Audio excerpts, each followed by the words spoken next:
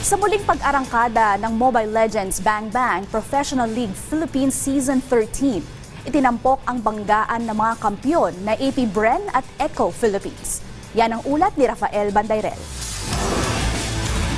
Kasunod ng 2 linggong pahinga, muli na namang nagbakbakan ang mga nangungunang esports team sa bansa sa pagbabalik ng MPL Philippines Season 13. Sa kabuuan, 8 match-ups ang tampok sa Week 3 ng kompetisyon.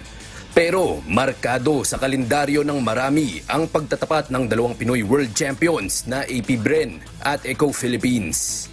Bago ang puntong ito, ang Bren at Echo na lang ang 2 koponan na nananatiling walang talo ngayong season.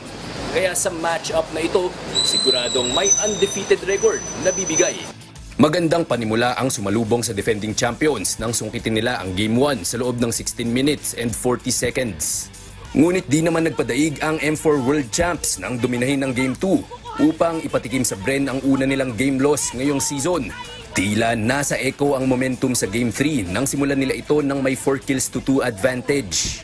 Sa kabila nito, nanatiling kalmado ang Bren at ilang sandali pa. Binawi na nila ang kalamangan 8 kills to 4 kasunod ng isang clash sa mid lane. Hindi na hinayaan pa ng Bren na makabawi ang Echo.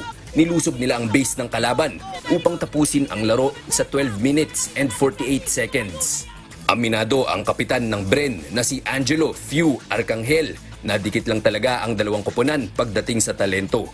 Siguro sa lang na katalo lang sa draft. Kasi kitang-kita naman na na sa laro na pantayan talaga Macro 1, macro, ayun pantayan. Pero nagkatalo siguro sa draft.